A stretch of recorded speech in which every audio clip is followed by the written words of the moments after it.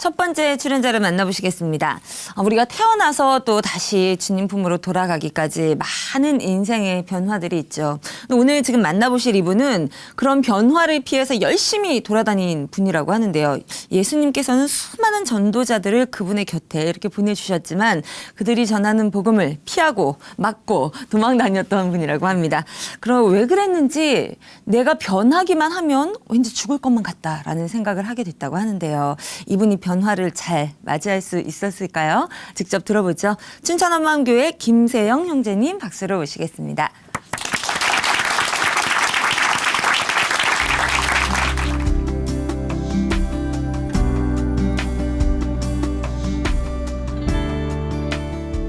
안녕하세요. 춘천 한마음교회 김세영입니다.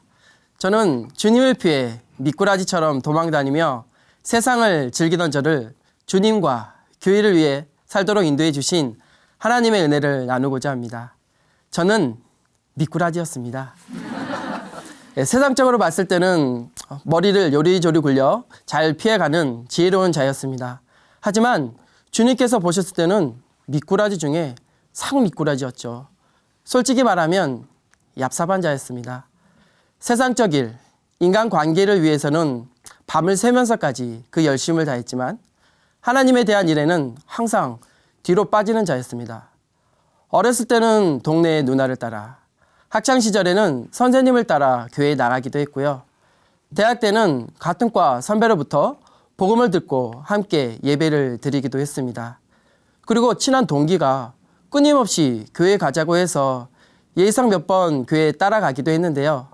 예의상 몇 번 따라갔던 교회에서 알게 된 형들이 학교에서 만나면 끊임없이 예수님 이야기를 하는 거예요. 정말 어디론가 도망가고 싶었죠. 학교를 졸업하고 나서 군대에 갔는데 선임장교와 중대장님이 예수님을 믿는 분이셨어요. 선임장교가 제대하고 후임장교가 왔는데 후임장교는 더 독실한 기독교 신자였습니다. 군대를 제대하고 마음이 외로울 찰나에 친구가 같은 학교에 다니는 이쁜 선생님을 소개시켜준다는 거예요. 그것도 세상 물정 아무것도 모르는 신규 선생님을 말입니다. 웬 떡이냐 하고 설레는 마음으로 소개팅 자리에 나갔는데 정말 제 마음에 쏙 들었어요. 저보다 키가 컸거든요. 그런데 이 선생님도 교회를 다닌다는 겁니다. 그것까지는 괜찮았는데 나중에 만나다 보니 자기는 선교사가 될 거라는 거예요. 이 만남을 계속 이어가야 할지 정말 고민이 되었어요. 하지만 좋은이가 계속 만났죠. 저는 강원도에서 근무했고 이 선생님은 경기도에서 근무하고 있었기 때문에 만나기가 쉽지만 않았어요. 그래서 주말이 되면 함께 영화도 보고 싶고 여행도 가고 싶은데 주일만 되면 자꾸 교회만 가는 거예요. 그 교회는 아이들이 많은 시골의 작은 개척교회였는데 어쩔 수 없이 저도 아이들과 놀아주고 1부 예배 드리고 밥 먹고 상 치우고 2부 예배 드리고 그러고 나면 이제는 헤어질 시간이에요. 주님, 저에게 왜 이런 고난을 주십니까? 라는 어처구니 없는 기도가 나올 지경이었죠. 도대체 내가 만나는 사람들은 왜 다 교회에 다니는지 신기할 뿐이었습니다. 주님께서 이렇게 믿음의 일꾼들을 끊임없이 보내주셨음에도 불구하고 세상이 인정해주는 그 달콤함과는 비교가 되지 않았어요. 인생은 제가 원하는 대로 착착 진행되었기 때문이죠.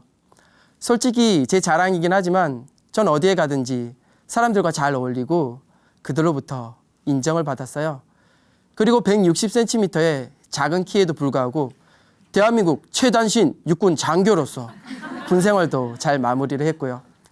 학창시절에는 짧은 다리에도 모든 운동을 잘해서 체육의 신으로 통했고 더군다나 공부까지 잘해서 교육대학교 4년 내내 전액장학금을 받을 만큼 자칭 강원도의 엄친아였습니다. 그렇기에 하나님도 복음도 저에게는 필요가 없었어요. 저는 미꾸라지처럼 요리조리 제가 살고 싶은 대로 빠져나갔습니다. 이런 미꾸라지였던 기질은 어렸을 때부터였던 것 같아요. 어렸을 때 골목대장을 도맡아 했고 혹 제 마음에 들지 않는 친구가 있으면 숨바꼭질 할 때 술래를 시켜놓고 그냥 집으로 가버리곤 했습니다. 그 친구는 밤새 저를 찾았겠죠. 대학 때는 저를 전도하는 친구가 있었는데요. 전 오히려 그 친구에게 자취방을 마련해 놓을 테니 아무것도 염려하지 말고 교회 기숙사에서 나오기만 하라고 꼬시기도 했습니다.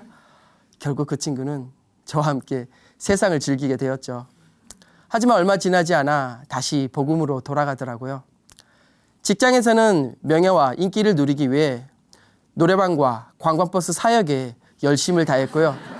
짧은 허리를 돌려가며 그들을 즐겁게 해주었습니다. 가정에서는 아내가 첫 아이를 임신했을 때 저는 K-ON에 빠져 있었어요. K-ON은 격투기인데요. 그들이 흘리는 피를 보며 희열을 느끼게 되었죠. 아내는 태교를 해야 되는데 밤새도록 K-ON을 봐야 했습니다. TV에 너무 집착하는 저 때문에 저희 집은 유선줄을 끊어야만 했습니다. 그리고 새벽에 들어오는 저로 인해서 가족들이 밤잠을 설치자 아내가 여러 차례 경고를 했지만 저는 듣지 않았죠. 밤늦게 들어온 어느 날 나름 조용히 문을 열고 들어가려 하는데 문이 잠겨 있는 거예요. 비밀번호도 바뀌어져 있더라고요. 미꾸라지 같이 화장실 창문을 통해 들어가려고 했는데 다 잠겨 있더라고요. 어쩔 수 없이 허름한 여관방에서 이를 가며 하룻밤을 지새운 적도 있습니다. 이러한 제 모습으로 인해 아내는 점점 지쳐가고 있었어요. 그런데 아내를 진정 힘들게 한 이유는 따로 있었는데요. 그것은 바로 제사였습니다. 저는 김영김씨 충의공파 29대 종손입니다. 1년에 10번 가까운 제사를 지내고 제 주변에는 예수님을 믿는 분이 거의 계시지 않았어요. 그리고 고등학교 3학년 때 아버님께서 돌아가셔서 가족의 제사는 물론 문중의 제사까지 모두 제가 책임을 져야 했습니다. 아내는 선교를 꿈꿀 만큼 하나님에 대한 열정이 대단했는데 믿지 않은 사람과 결혼하여 제사를 지내고 있는 현실과 하나님께 대한 죄책감으로 인해서 결국 우울증에까지 이르게 되었습니다. 그러던 중 저와 아내는 제 친구로부터 부활의 복음을 듣게 되었어요. 전 그때만 해도 복음에 전혀 관심이 없었죠. 그런데 아내는 이 복음을 듣고 점점 변화되는 거예요. 아내는 살고자 하는 절박한 심정으로 한마음교회 여름 수련회에 참석하게 되었습니다. 그리고 석고상같이 굳었던 그 얼굴은 밝게 변했고 우울증까지 치유되는 역사를 맛보게 되었습니다. 그 이후 아내는 매주 한마음교회에 출석하겠다는 거예요. 저는 교회 다니기 너무나 싫었기 때문에 필사적으로 반대를 했죠. 당시 장모님과 함께 살았었는데 그때만큼 한마음 한뜻이 되었던 적이 없었던 것 같아요. 협박도 하고 회유도 해보았지만 한치의 흔들림도 없는 거예요. 매주 갓난아기를 데리고 교회를 가는 모습을 보며 도무지 이해가 되지 않았어요. 하지만 일절 흔들림 없이 나아가는 그 모습을 보며 무엇인가가 있구나라는 생각을 하게 되었습니다. 그리고 그때 한창 테니스에 빠져 있었는데 아내가 교회 잘 나오면 테니스 레슨을 시켜준다는 거예요. 그래서 바보같이 좋다고 따라갔다가 그날부터는 테니스 레슨은 고사하고 교회를 가는 운전병으로 전락하고 말았어요.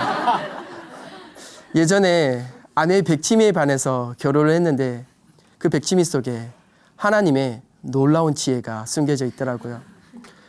교회 와보니 정말 많은 사람들이 너무나 뜨겁고 간절하게 기도하고 말씀을 나누는 모습을 보며 적잖은 충격을 받았어요.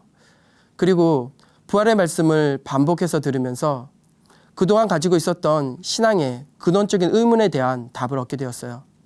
평소에 저는 하나님이 정말 계실까? 그리고 이 세상에는 수많은 종교가 있는데 그 종교를 믿는 사람들도 나름 자기가 믿는 신이 진짜라고 믿을 텐데 어떻게 예수님만이 진짜인지, 그리고 아무런 증거도 없이 존재하지도 않은 허황된 실체를 붙잡고 있는 것은 아닌지 의문이 들었어요. 이 모든 의문들은 성경의 예언대로 부활하신 예수님을 통해서 풀어졌어요. 성경의 예언대로 예수님이 부활하셨다면 바로 그분이 참신이고 예수님이 하나님이심이 분명했습니다. 그리고 그분이 나를 위해 세상에 오셨고 죽으시고 부활하셔서 나의 주인이 되셨다는 것이 확실해졌습니다.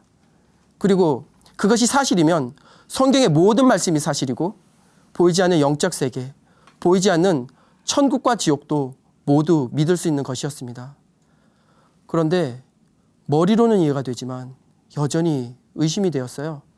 내가 보지도 못했고 과학적으로 증명도 할 수 없는 이 사건을 어떻게 믿을 수 있는가.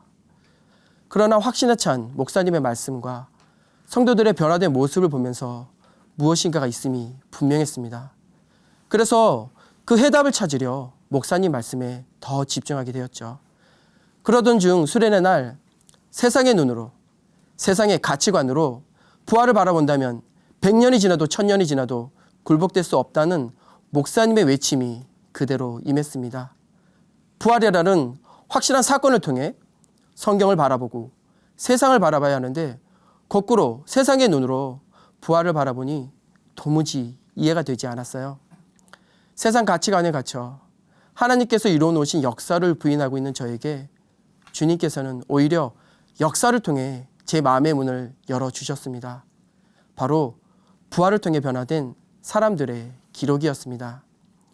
죽음 앞에서 3번이나 예수님을 부인했던 베드로는 십자가에 거꾸로 매달려 순교를 했고, 예수님을 미쳤다고 했던 혈육의 동생 야고보는 야고보서 첫 구절에서 하나님과 주 예수 그리스도의 종 야고보라고 고백을 하였습니다. 그리고 저처럼 보지 않고는 못 믿겠다고 했던 예수님의 제자 도마는 당신은 나의 주, 나의 하나님이라고 고백을 했고, 예수님을 믿었던 사람을 죽였던 사도 바울은 주 예수께 받은 사명, 곧 은혜의 복음을 증거하는 일에 생명을 조금 더 귀한 것으로 여기지 않는다고 고백을 하며 부활의 증인으로 순교를 하였습니다.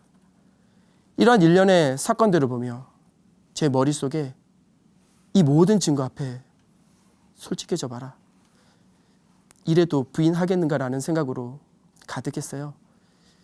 이 증거 앞에 더 이상 물러설 곳이 없는데도 불구하고 세상 가치관, 세상 과학이라는 것을 핑계 삼아 믿고 싶지 않았던 제 마음이 그대로 드러났습니다. 제 마음에 하나님 두기를 싫어했던 거예요. 주님께서는 생명을 바쳐 세영아, 내가 나를 사랑하느냐고 수없이 묻고 계셨지만 전 여전히 이 세상 것을 빼앗기기 싫어서 무시하고 또 무시했습니다. 그런데 이토록 무시하고 무시했던 예수님이 자신의 형상대로 나를 창조하시고 창세 전부터 나를 죽기까지 사랑하셨던 바로 창조주 하나님이셨습니다.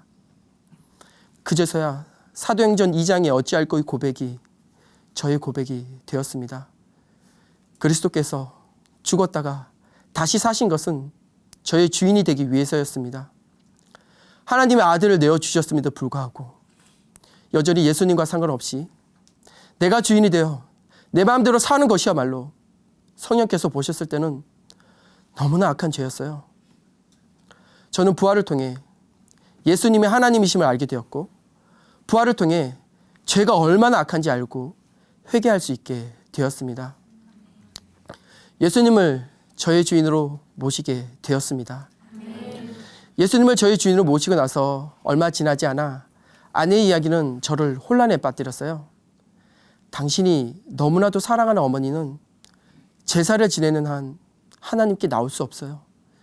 이 땅 가운데 가장 큰 효도는 부모님을 천국에 보내드리는 거예요. 이 땅 가운데 가장 큰 효도가 부모님을 천국에 보내드리는 것이다. 하나님의 말씀과 이 세상의 혈육의 정 가운데 선택의 기로에 서게 되었죠.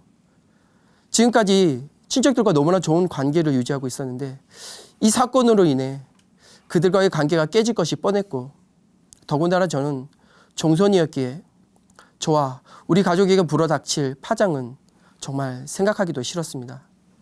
하지만 이방인의 제사는 귀신에게 하는 것이며 쥐의 잔과 귀신의 잔을 겸하여 마실 수 없다는 말씀 앞에 순종하고 결단하게 되었습니다. 제사를 끊으면서 정말 심장을 파고드는 많은 아픔이 있었습니다. 얼마 전 친척 장례식이 있었어요. 아직도 친척 행사에 발걸음을 옮기기에는 너무나 힘듭니다. 그런데 아내가 함께 가자고 하지도 않았는데 저를 따르는 거예요. 그리고 죽어도 함께 죽어야지라고 말하더라고요. 그 짧은 한마디 속에 하나님의 고난의 길에 함께 가고자 하는 동역자의 마음이 보였습니다. 그리고 장례식에 도착하자마자 저희는 바로 쫓겨났습니다. 어느 지체분의 고백이 생각났어요. 그분은 교회 지붕에서 페인트 칠을 했는데 막상 높은 데 올라가 보니 무섭기도 하고 두렵기도 했지만 그것보다 주님께서 바라보시고 칭찬해 주시는 그 기쁨이 더 컸다고 하더라고요. 그 마음이 너무나 공감이 되었어요. 저도 제사를 끊은 지 7년이란 시간이 지났지만 핍박이 두렵지 않은 것은 아닙니다. 여전히 그 두려움은 남아있지만 내가 사랑하는 동역자와 함께 있고 내가 돌아갈 공동체가 있고 나를 바라보시고 칭찬해 주시는 주님이 계시기에 기뻐 나아갑니다. 제가 이렇게 제사를 끊고 나서 제 삶에 많은 변화가 있었어요. 우선 술 먹고 놀던 밤 문화를 정리하게 되었어요. 사내의 세계에서 술은 너무나 큰 소통의 역할을 합니다. 그런데 잘 마시던 술을 마시지 않으니 주변의 시선은 그렇게 곱지만 않았어요. 회식 자리에서 술을 먹지 않는다고 넌 저리 꺼져 라는 호통도 들었고 네가 무슨 교회를 다니냐는 비웃음도 들었지만 자존심 따위는 그리 중요치 않았습니다. 술을 끊으면 인간관계도 끊기기 마련입니다. 하지만 저는 이 역시 미꾸라지처럼 잘 극복했죠. 바로 대리운전. 저는 그들에게 없어서는 안 될 존재가 되었습니다. 그리고 술을 마시지 않으면 인간관계도 일도 제대로 할 수 없다는 편견을 깨기 위해 저에게 맡겨진 일에 최선을 다했어요. 그랬더니 상도 많이 받게 되더라고요. 교육관 표창과 더불어 어린 나이에 교육부 장관 표창까지 받게 되었습니다. 주님께서는 미꾸라지 기질을 잊지 않으시고 주님의 기질로 바꾸어 주셨어요.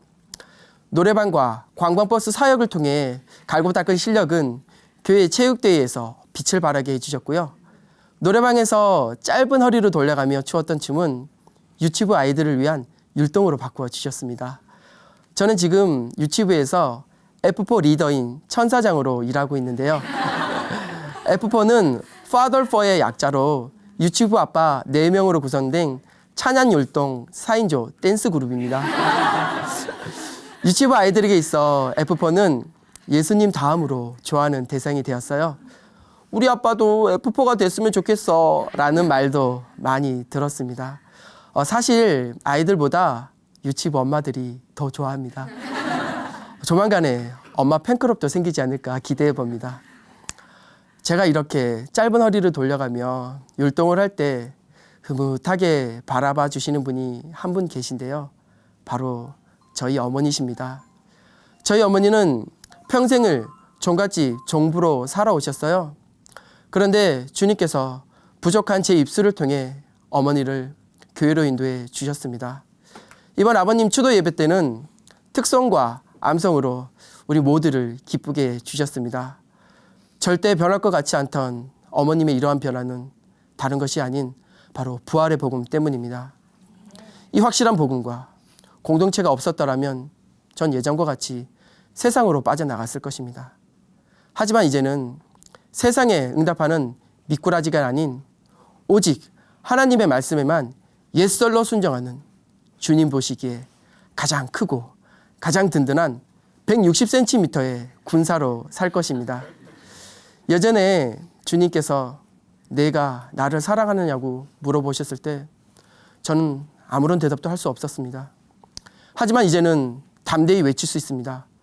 주님, 사랑합니다. 주님 주신 이 사명을 가슴에 품고 영혼들에게 영적 영양분을 주는 자로 나아갈 것입니다. 그리고 미꾸라지 같은 저를 갈아서 주님의 공동체에 녹아드는 주님만의 추어탕이 되겠습니다. 감사합니다.